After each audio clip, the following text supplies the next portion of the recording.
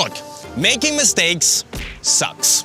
I hate it, you hate it, your teammates probably also hate it and might shout a bit at you, but it might also mean that you're a little bit afraid of making mistakes. And I get that. But the thing is that you shouldn't be. And today I'm gonna tell you why, and also how you can potentially turn mistakes into improvement. But you know what's also a mistake is that if you haven't subscribed to the channel with the notifications turned on already. And if you do that, it's fixed and it's all good. So let's go.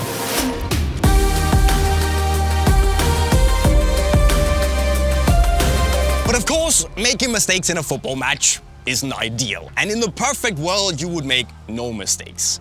By the way, when I'm talking about mistakes, I mean when you fail to do something that you'd normally be expected to be able to do. So, unnecessary mistakes, really. Because in my book, there are also mistakes that are okay. Because in football, if you want to do anything remotely creative, you have to take risks. And by taking risks, that involves that sometimes things work, other times they don't. And of course, the more times you can make it work, the better of a player you are. But by taking risks, it also means that sometimes, inevitably, you will fail. However, when you take risks, it's a calculated risk. And in my book, that's okay. As long as you don't go and make the same mistake over and over and over again, because then it becomes unnecessary. And we want to avoid that, right?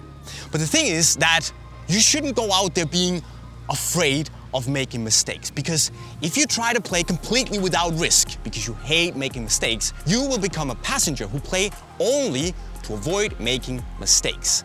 And by doing so, yes, it might not be your fault, you who screwed up when your team loses the ball. It might not be you that your teammates shout at in frustration when things go wrong. But on the other hand, it also won't be you that they applaud or cheer at when you do something good for the team. So no, you won't do anything extraordinarily bad, but you won't do anything extraordinarily good either. So if you play completely without risk, you won't really do anything of note on the pitch.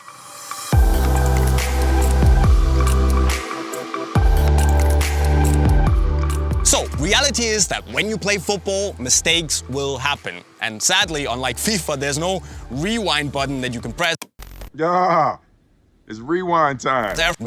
Now we rewind button that you can press and try to go again. No, when you make a mistake, it's done and there's nothing you can do about it. But in fact, there is.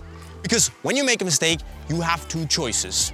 One about how you react now, and another choice about how you react later. And if you make a mistake, what you can do right now is to either accept the mistake and let it go, or you can use it to beat yourself with. Let it get to your head, affect your confidence and the rest of your match. And I know, guys, it's really, really difficult to just let it go, to not be hard on yourself, to not take it inwards and blame yourself. But the thing is that blaming yourself, being annoyed about it, it doesn't help you.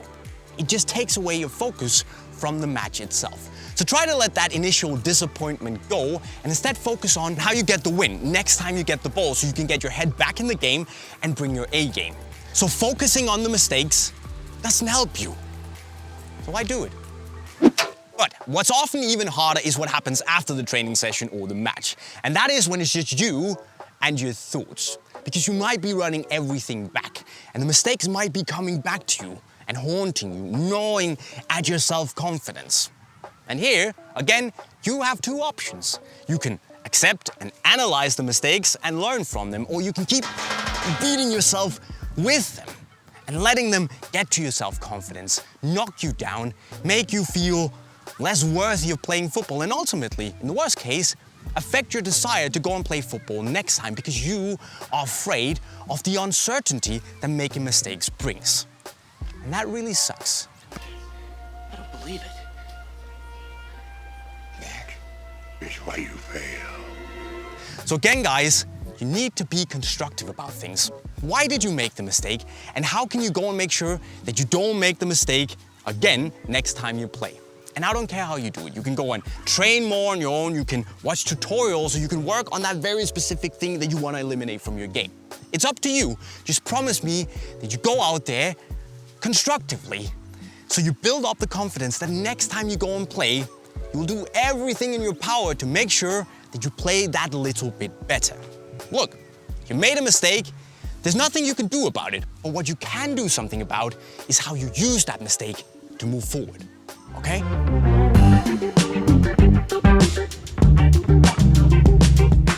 And guys, these two choices was actually the key in changing things around for me. I've always been the kind of player that has struggled a little bit with self-confidence and making mistakes in matches, because I couldn't really understand why I was making these bad, unnecessary mistakes, because I felt I was a better player, and it really affected my self-confidence in matches. It kind of made me freeze at times, not play to my full potential, and it really hurt. Sometimes it felt like the easiest way out was just to stop playing football, and that's the worst imaginable feeling to have if you love to play the game. But one day, it just flipped for me. I realized that instead of using the mistakes to make me feel worse and weigh me down, I could use the mistakes to just have a burning desire to go and play again next time. Basically, to go and prove everyone, and especially myself, wrong, that I was indeed a better player and that I could improve. So basically, right now, the worse I play, the more mistakes I make, the more I can't wait to go and play again, to push on, to learn and improve and set things right, basically. And I know it might be difficult if you were like me and you used to beat yourself with your mistakes, but if you can, try and flip it around, turning into the desire to go and fix things, learn things, move forward. And maybe, just maybe, you will turn mistakes from being your enemy into a tool that you can use to improve. That's the goal.